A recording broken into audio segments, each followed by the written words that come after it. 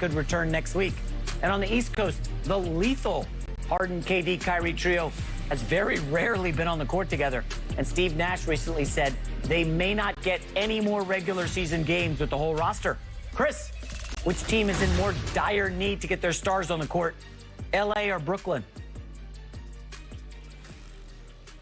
It's the Nets, without question. I mean, I've never seen anything like this.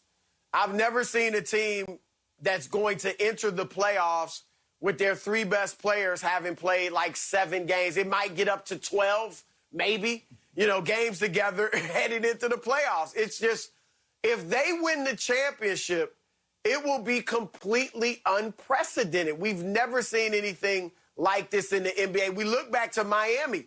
It took that team, as great as they were with LeBron, D-Wade, and Chris Bosh, a year to get their chemistry right and win a title. Last year, you saw the Clippers struggle because they didn't play together much. So they didn't have the chemistry when the going got tough in the playoffs. The Nets have to try to figure this out somehow. Now, all that said, I've picked the Nets, all right, to win it all. I'm picking them based on talent. I'm going out on a limb because, again, this has never been done before.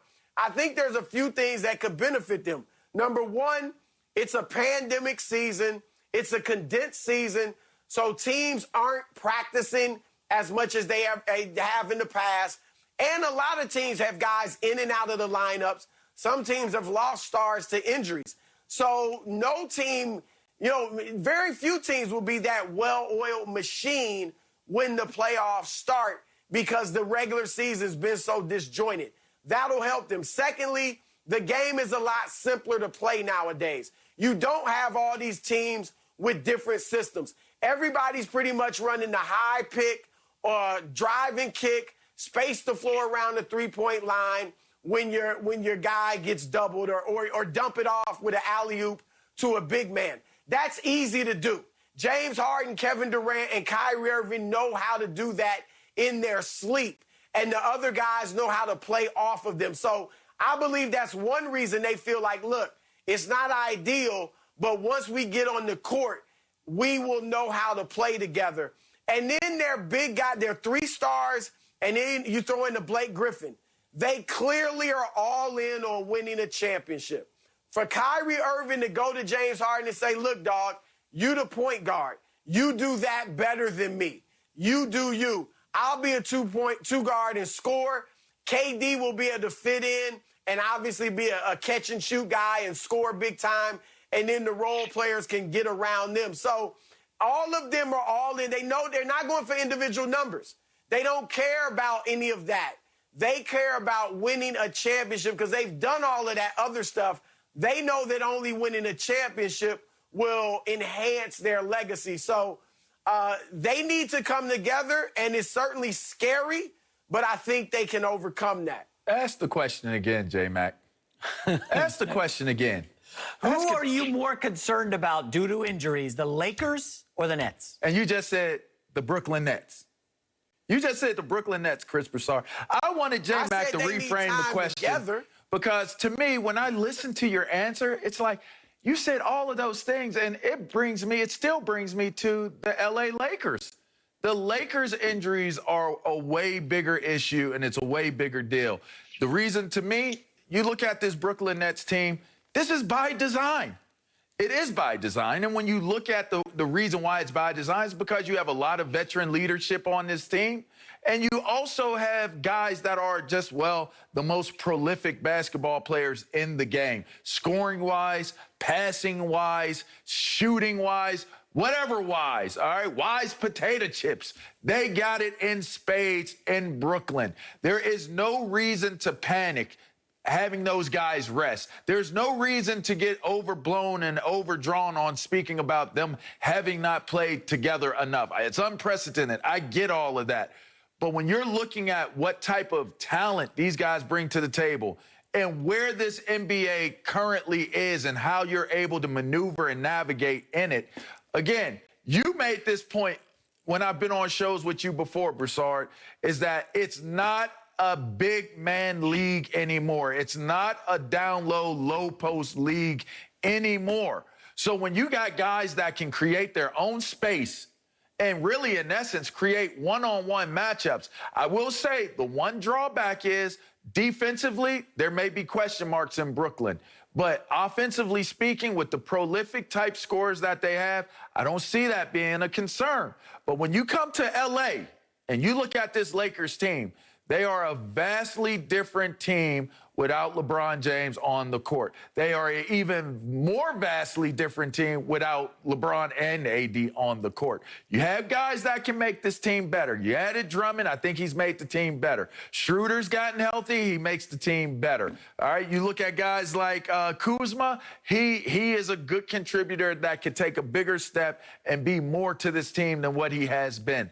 But I think it is imperative that the Lakers get their guys back, get as healthy as they can, and get as much time together as they possibly can out in the West versus what the Brooklyn Nets have going on right now in the East. I disagree, LeVar. Of course you say do. It's imperative. Yeah, of course I do. Go you ahead. say It it's is imperative, but when you look Yes. when you look in That's LA, a great word. LeBron James and Anthony Davis have won a championship together. Yep. They've spent time together last season in the bubble, this season as well, and then injuries happened. We can't say that any of these Brooklyn Nets have really spent that quality amount of time together. Yeah, we've seen them in bits and pieces. I know we haven't seen all three in LA with the new acquisition of Andre Drummond, but because of the way LeBron plays, because he's so inclusive, because he's so pass-first driven, he's going to make it work. Now, it is a little different because we have never seen LeBron play with the interior force like an Andre Drummond that is an inside presence, more of a spread the floor and you get to a spot and I can kick it to you. That's not Andre Drummond. But when you look at the Brooklyn Nets and you specifically start to tell me that this is by design, I have never in my entire life, my entirety of 37 years, seen a team that was built to go win a championship and say, you know what, this is by design. You guys can, you can sit out, you can be hurt. We're going to be just fine. I don't need to see you guys. That's how play he's together. handling them being hurt. No, I'm giving Steve Nash credit for managing them on a level where I think it's by design. What is by design is you acquire these talents so that they can play together and you can know what you have going into the postseason. Now, yes, are they good? Of course they are. But we have not seen them together enough to where we can automatically crown them and say, yeah, it's going to work. Specifically in the postseason and in the later moments of the game, when you have to be in lockstep with one another, you got to know who's going to take that shot. Chris Broussard did. We don't know that when we look at the Brooklyn Nets. He said there's got to be more than a thunderstorm to be able to beat Brooklyn, and I just want to remind you guys, LeVar, I know you remember this because we're sitting here in the chairs. In February, I said on this show, and your boy Slick Rick's head exploded, that the Nets maybe will play like 6 more games together. And Slick Rick was all upset. Rick Buchers, no way. I'm telling you, and Broussard, you've been all over the Nets, and I agree. They, on paper, look great. But this is a team that's got a problem ahead of them. I'm telling you, right now, they're going to fall to the number 2 seed, right? With Harden's injury, KD's injury.